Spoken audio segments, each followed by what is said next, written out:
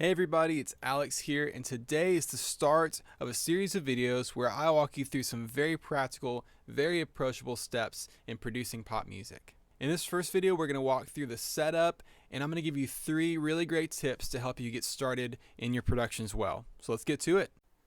Okay, first let's talk about inspiration. So, common misconception, you have to be inspired to start a song. I think that's complete BS. I think that couldn't be further from the truth. And if all professional musicians function that way, we would not get nearly as much music as we have today, and it would be horrible. In my opinion, in my belief, in my practice, you can actually manifest inspiration and creativity by studying your favorite music. So, my advice would be before you start, especially if you're not feeling inspired, like I want all of you to be able to start this without having to feel inspired. My advice, start with the music that is out there. So the very first thing I want you to do is to go on Spotify and create a playlist, call it prod inspiration, production inspiration, whatever title you feel. You can put whatever image you want, I really don't care. And pick at least 10 songs from 10 different artists that you really love, that you're just listening to right now, that you're excited about. Maybe a song that has always just stuck with you and you don't know why. Put it on this playlist. For me, I've got some like kind of dark synth pop stuff on here, some kind of artists that you may not know or you may know. If you do know who Canopy Climbers is, reach out because I'd love to have a conversation about that. I think they're great. Yeah, so start here, and you want to come back to this repeatedly just as you are going through this process, because if you get stuck, you can come back here, you can take a break and listen to this. If you're looking for instruments or specific sounds, you can come back in and pick from all these songs. So get at least 10, maybe more, and that would be the place I'd want you to start.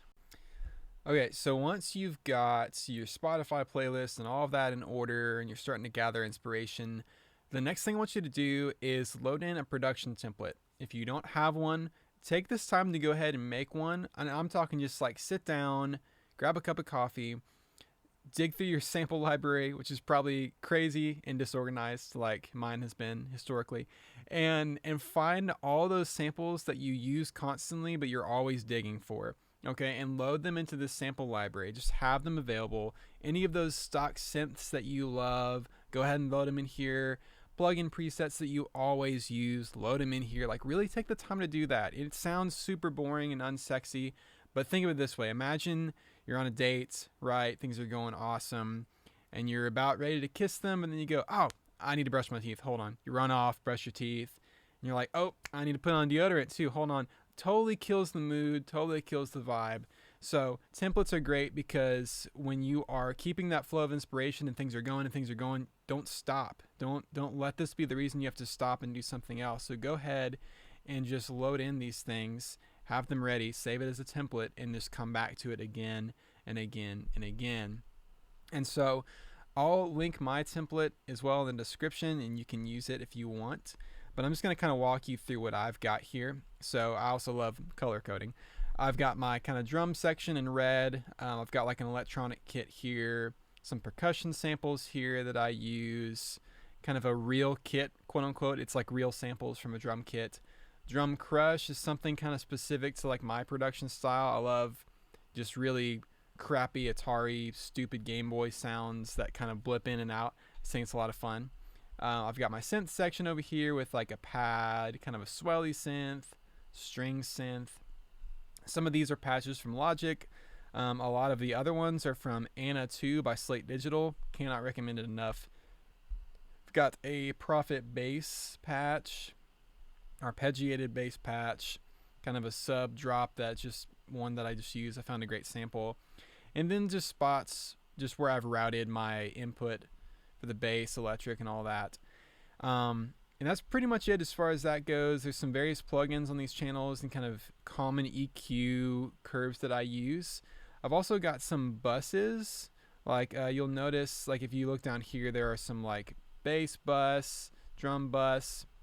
I don't know if you can see that, if my picture might be in the way, but everything is bussed per section. So like there's like a drum bus, there's an electric drum bus, there's a synth bus, there's a bass bus, and then there's kind of guitar and things like that. And I really recommend that as well, having those buses so you can kind of do quick mixing on the fly with this. So that's the template approach. Build a template, have it ready, and we're going to keep moving and keep this thing going. Okay, so third and final step. And this is where we get to the kind of the more sexy part of this, and it gets even more enjoyable now. Remember how I said start with the music that's out there. We built that whole production playlist. Well, I want you to go back to that playlist. Okay, and I want you to pick one song. And you can change your mind later. You can change the song later if you want, but I want you to pick one song and I want you to rip it apart. I want you to analyze it. For those of you who have done high school or college, like pick it apart like an English paper. Like really just like figure out what is the tempo, what is the structure, what is the melody, what are the chord changes, does the song go verse, chorus, verse, chorus? Does it go chorus, verse, verse, chorus? Well, how does it build itself? What are the moods of the song? What instruments are used? And write that stuff down. I even have a notebook next to my desk where I write down, okay, this song is in the key of D, and it's this tempo, and it has these chords, and it has this structure, and you would not believe how helpful that is. And this is not to put you in a box. This is just to give you somewhere to start. You can change all of this. You can go back through after all these videos, after all these things, and completely wreck it. But I'm just trying to give you a box, a structure to really help you out. So pick that song, take it apart. I'll give you an example. My favorite song on the production playlist that I made for my stuff is When the End Comes by Andrew Bell. And as I was picking it apart, I discovered what I love about it especially is just this simple 2-chord change. It goes from just a 4 to a 1. Just kind of like that. And I love the simplicity of those chords. You know, and Andrew's singing, and I'm going to get all these lyrics wrong. But he's like, your ride is wrong, your flight is grounded.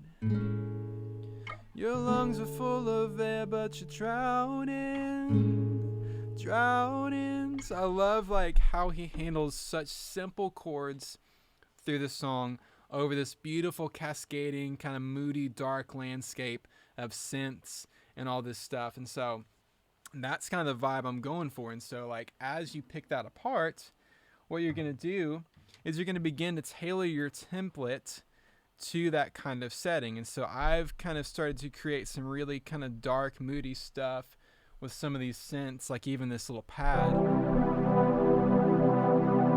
We got this little swelly synth over here. You know, all that stuff. And so it's going to be kind of gritty. It's going to be kind of dark. I'm going to begin to use that to build out that kind of song.